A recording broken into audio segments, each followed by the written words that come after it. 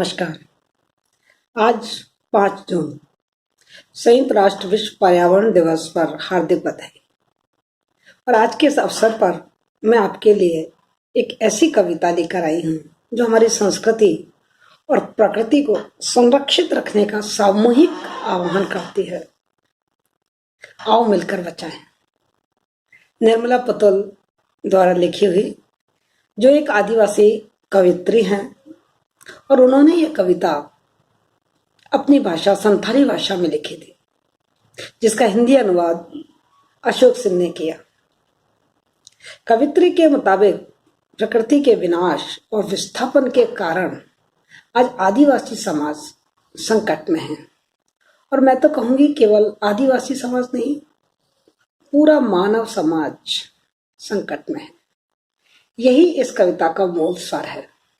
कवित्री को लगता है कि हम अपनी पारंपरिक भाषा, भावुकता, भोलेपन, ग्रामीण संस्कृति को भूलते जा रहे हैं। प्राकृतिक नदियां, पहाड़, मैदान, मिट्टी, फसल, हवाएं, ये सब आधुनिकता के शिकार होते जा रहे हैं, जबकि ये सब हमारी संस्कृति के परिचायक हैं।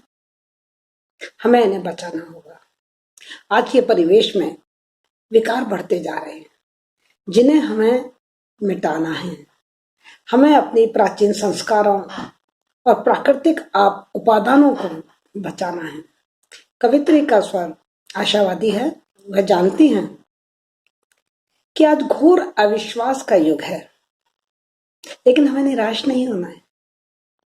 हमें इस समाज को संरक्षित करने के बाबत आशाओं और उम्मीदों का दीपक जलाए रखना है। और इसी संदेश को लेकर उपस्थित हुई हैं निर्मला पतोल अपनी इस कविता में आओ मिलकर बचाएं। वस्तुतः ये कविता वृहत्तर संदर्भ में समाज में उन चीजों को बचाने की बात करती है जिनका होना स्वस्थ सामाजिक और प्राकृतिक परिवेश के लिए जरूरी है। यद्यपि आज हमारी सांस्कृतिक आस्था और सामाजिक मूल्य खतरे में पड़ते जा रहे हैं। शहरी जिंदगी जीने की होड़ के कारण लोगों के पास न हंसने का समय है, न रोने की फुर्सत। बस दिखावे में तनाव और पीड़ा को अपने जीवन रूपी थाली में परोसते जा रहे हैं और आपाधापी के इस युग में सिर्फ दौड़ते जा रहे हैं। जो कुछ अपना था उसे खोते जा रहे हैं। लेकिन दूसरी तरफ समाज में आज भी सादगी, भोलापन, प्रकृति के प्रति झुकाव, कठोर और अत्यधिक परिश्रम करने की क्षमता जैसे तत्व भी मौजूद हैं। कवित्री समस्त मानव जाति से यह अनुनय करती है, यह विनय करती है कि हम सब मिलकर ऐसी कोशिश करें कि सिमटती जा रही इस धरती में, आज की भागदौड़ भरी इस जिंदगी में मानव को कुछ एकांत मिले,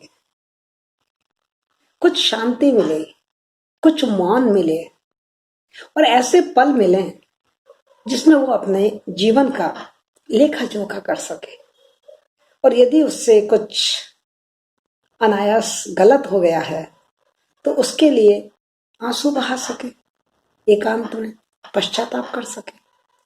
तो आइए देखते हैं कि क्या क्या बचाना है हमको। कवित्री ने क्या बचाने का संदेश दिया है। आओ मिलकर बचाएं, आओ मिलकर बचाएं, अपनी बस्तियों को नंगी होने से, शहर की आबो हवा से बचाएं। कितनी सुंदर बात कही है। शहर की आबो हवा, यहाँ शहर की आबो हवा महानगरीय अपसंस्कृति का प्रतीक है। आओ मिलकर बचाएं अपनी बस्तियों को नंगे होने से, यानी कि उनको जो उनका प्राकृतिक दोहन हो रहा है, जो वनस्पति गायब होती जा रही है, जनजीवन में से मानव ग्रामीण संस्कृति और आदिवासी जातियों में से खत्म होकर शहरों की तरफ दौड़ते चले आ रहे हैं। उसको इंगित करते हुए कवित्री कह रही है, आओ मिलकर बचाएं अपनी बस्तियों को नंगी होने से, शहर की आबो हवा से बचाएं डूबने से पूरी की पूरी बस्ती को हड़िया में। संकुचित विचारधारा को छोड़ दें, अपनी थोड़ी उदार और हृदय को विस्तार दें। जो छोटी सी संकीर्ण भावना है ना, उनसे बाहर निकल के आए, जातिगत भावनाओं से, भाषागत भावनाओं से, उससे बाहर निकल कर आए। कवित्री कह रही है कि शहर की आबोहवा से बचाएं, बचाएं डूबने से पूरी की पूरी बस्ती को हड़िया में अपने चेहरे पर संथाल परगना की माटी का रंग बचाएं, भाषा में झारखंडीपन। यहाँ कवित्री अपनी भाषा, अपनी निज भाषा, अपनी मातृभाषा, उस भाषा की स्वाभाविक विशेषताओं को बनावटीपन और अंग्रेजियत से बचाने की गुहार कर रही है कि हम अपनी भाषा का झारखंडीपन बचाएं, अर्थात हम अपनी मूल भाषा को बचाएं। तो अपने चेहरे पर संथाल परगना की माटी का रंग बचाएं, भाषा में झारखंडीपन बचाएं, ठंडी होती दिनचर्या में जीवन की गर्माहट। देखिए, एक लंबी सी फहरिस्त दी है हमारी कवियत्री ने, और वो बता रही है कि हमें क्या क्या बचाना है। कह रही हैं, बचाएं ठंडी होती दिनचर्या में जीवन की गर्माहट, भोलापन दिल का, मन का हरापन। खो गई है सब चीजें कहीं। महानगरीय जिंदगी के प्रभाव में हमारी जीवन शैली अमर्यादित होती जा रही है, और इस खतरे के प्रति आगाह करती हुई हमारी कवित्री कह रही है कि बचाएं ठंडी होती दिनचर्या में जीवन की गर्माहट, बोलापन दिल का, मन का हरापन, अक्खड़पन, जुझारूपन, भीतर की आग।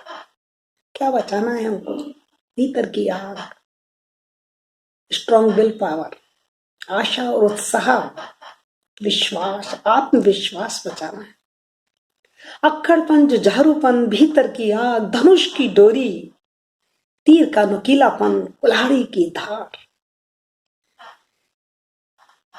निश्चय ही ये सब चीजें आदिवासी ग्रामीण संस्कृति के प्रतीक चिन्ह हैं, जिन्हें हमें बचाना है और जो आज खोते जा रहे हैं। लोक जीवन की सहजता को बनाए रखना बहुत जरूरी है, इसलिए इनको बचाना हमारी आज की मजबूरी है। आगे वो कहती हैं कि बचाएं जंगल की ताजी हवा, पर्यावरण को प्रदूषित होने से बचाएं जंगल की ताजी हवा, नदियों की निर्मलता, पहाड़ों का मौन, गीतों की धुन, मिट्टी का सौंधापन, फसलों की ललहाट, नाचने के लिए खुला आंगन, गाने के लिए गीत और हंसने के लिए थोड़ी सी खिलखिलाहट। क्या गजब की चीजें बचाने के लिए कवित्री ने इशारा किया है। आज हम व्यर्थ के तनाव को, अपने जीवन को अभिशापित करते जा रहे हैं उस तनाव से। कवित्री थोड़ी सी हंसी बचाकर रखने की हमको सलाह देती है, ताकि खिलखिला के हंसा जा सके। आज हम सभ्य होने के नाम पर हंसना ही भूल गए। कवित्री बड़ा बारीक सा व्यंग्य करती है कि शहरीकरण के कारण, जनसंख्या और आबादी की वृद्धि के कारण आज शहरों में इतना स्थान ही नहीं है, नाचने गाने का स्थान ही नहीं बचा, बच्चों के लिए खेलने के लिए जगह नहीं बची, पीड़ा को व्यक्त करने के लिए थोड़ा सा एकांत नहीं बचा है। वे जोर देकर कह रही हैं, आगे ध्यान से सुनिए, कि बचाएं रोने के लिए मुट्ठी भर एकांत। क्या बचाने के लिए कह रही हैं? थोड़ा सा पीछे के संदर्भ से लेते हैं कि बचाएं जंगल की ताजी हवा, नदियों की निर्मलता, पहाड़ों का मौन, गीतों की धुन, मिट्टी का सौंधापन, फसलों की ललहाट, नाचने के लिए खुला आंगन, गाने के लिए गीत, हंसने के लिए थोड़ी सी किलकिलाहट, और बचाएं रोने के लिए मुट्ठी भर एकांत। बच्चों के लिए मैदान, पशुओं के लिए हरी हरी घास, बूढ़ों के लिए पहाड़ों की शांति, बूढ़ों के लिए पहाड़ों की शांति। आज जीवन की स्वाभाविकता खत्म होती जा रही है, समाप्त होती जा रही है, क्योंकि मनुष्य ही मनुष्य का दुश्मन बनता जा रहा है। अतः उनकी आग्रह कर रही है, उनकी कलम हमसे आग्रह कर रही है कि बचाएं पशुओं के लिए हरी हरी घास, बूढ़ों के लिए पहाड़ों की शांति। और इस अविश्वास भरे दौर में, और इस अविश्वास भरे दौर में थोड़ा सा विश्वास, थोड़ी सी उम्मीद, थोड़े से सपने, आओ मिलकर बचाएं कि इस दौर में भी बचाने को बहुत कुछ बचा है अब भी हमारे पास। कितनी बड़ी बात कहती है लास्ट में। सब कुछ नहीं खोया है हमने, बहुत कुछ बचा है हमारे पास, आओ मिलकर बचाएं। इस कविता में कवित्री निर्मला पुतुल के हृदय में परिवेश को बचाने की जो तड़प है ना, वो तड़प स्पष्ट रूप से हमें दिखाई दे रही है। वे स्थानीय परिवेश को नगरीय और बाह्य प्रभाव से बचाना चाहती है, जो आज की सबसे बड़ी आवश्यकता बन गई है। उनका मानना है, और ये सत्य भी है, कि हम शहरी लोगों ने ग्रामीण अंचल और आदिवासी क्षेत्रों के प्राकृतिक और उनके मानवीय संसाधनों को, उनके प्राकृतिक संसाधनों को बुरी तरह से शोषित किया है, बुरी तरीके से उनका दोहन किया है। कवित्री का संकेत है कि प्रकृति के लगातार बढ़ते विनाश से ये बस्तियां उजड़ती जा रही हैं। ग्रामीण आदिवासी समाज अपनी ही मिट्टी से विस्थापित होता जा रहा है, दूर होता जा रहा है। हमारी ये बस्तियां जो कभी सच श्यामला सुजलाम सुफलाम की जीती जागती तस्वीर थी, भारतीय सभ्यता संस्कृति की उद्घोषक थी, आज वही गुलजार बस्तियां वीरान होती जा रही हैं। हमारी लोलुपता और उपेक्षा के परिणाम स्वरूप पेड़ पौधों की संपदा खत्म होती जा रही है, और ये बस्तियां मानव से भी रहित होती जा रही है। इस कविता में जहां एक तरफ कवित्री ने नष्ट होती, लुटती, मिटती जा रही प्रकृति के प्रति गहरी फिक्र और पड़ताल व्यक्त की है, वहीं दूसरी ओर निरुत्साहित होकर अस्तित्व खोती आदिवासी ग्रामीण परिवेश के जो लोग हैं, उनके प्रति उनकी अपनी चिंता व्यक्त की है। चिंतातुर मगर समाधान खोजती भावनाएं उन्होंने अभिव्यक्त की है। विशिष्ट बात यह है कि कवित्री निराश नहीं है। इतना कुछ खो जाने के बाद भी कवित्री निराश नहीं है। वह कहती है कि हमारी समृद्ध परंपरा में आज भी बहुत कुछ शेष है, आओ हम उसे मिलकर बचाएं। यही इस समय की मांग है। आज के युग में फैली संदेह और विश्वास की भावनाओं को हमें जड़ से उखाड़ कर फेंक देना है। कवित्री आह्वान करती है कि चलो हम सब मिलकर प्रयास करें, सामूहिक प्रयास करें। एक अकेला चना बाहर नहीं फोड़ सकता है, एक सामूहिक प्रयास करें। धूमिल पड़ती समाज की जो आशा की किरण है, उसमें फिर से उत्साह, फिर से गर्मजोशी के साथ उसको पुनर्जीवित कर दें, और जो बचे हुए सपने हैं उनको बचाने की पुरजोर कोशिश करें, क्योंकि हम सब अपने ईमानदार प्रयासों से ही इस मिटते लुटते पर्यावरण को बचा पाएंगे। आज प्रकृति का विनाश हो रहा है, और उसके परिणाम स्वरूप हमें कितने दुष्परिणाम भोगने पड़ रहे हैं, हम देख रहे हैं। केदार की घटना हो या चंबा की हो, या ये कोरोना जो फैल रहा है, ये कहीं ना कहीं हमारे इन्हीं दुष्कृत्यों का परिणाम हमारे सामने आ रहा है। और इसी कारण जो ग्रामीण समाज है, आदिवासी समाज है, वो विस्थापन के कगार पे पहुंच चुका है। हम अपनी कोशिशों से इस विनाश को यहीं रोक सकते हैं। हमें आज के युग में निश्चिंत होकर नहीं बैठना है, क्योंकि आज भी ऐसा बहुत कुछ है जिसे बचाना जरूरी है। यदि आज भी नहीं जागे तो फिर विनाश निश्चित है। विनाश की ओर बढ़ती हमारी संपदा को हमारे प्रयासों की आवश्यकता है, ईमानदार प्रयासों की आवश्यकता है।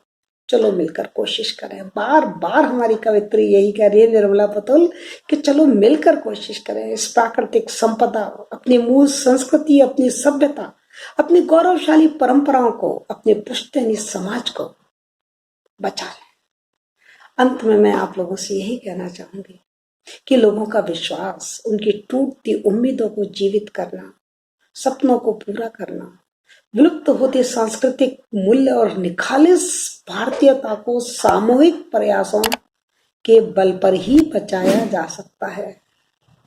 जब हम ये बात समझ जाएंगे कि यह किसी एक का उत्तरदायित्व नहीं है, केवल सरकार का दायित्व नहीं है, कुछ गिने चुने एनजीओ की ठेकेदारी नहीं है, बल्कि हम सबकी साझी जिम्मेदारी है, तो निश्चित रूप से जो कुछ बचा है उसे हम बचा पाएंगे। लास्ट की पंक्तियां फिर दोबारा से बताऊंगी कि इस अविश्वास भरे दौर में थोड़ा सा विश्वास, थोड़ी सी उम्मीद, थोड़े से सपने आओ मिलकर बचाएं। कि इस दौर में भी बचाने को बहुत कुछ बचा है अब भी हमारे पास। जाग जाओ, अब भी जाग जाओ। कुछ नहीं बिगड़ा है, जो बिगड़ा है उसे हम बना लेंगे, पर जागना जरूरी है। Thank you so much. यदि आपको अच्छी लगी तो लाइक कीजिए, शेयर कीजिए, सब्सक्राइब कीजिए और मेरे मन की बात, आपके मन की बात हर मन तक पहुंचे, बस इसी विश्वास और आशा के साथ नमस्ते, नमस्ते, थैंक यू।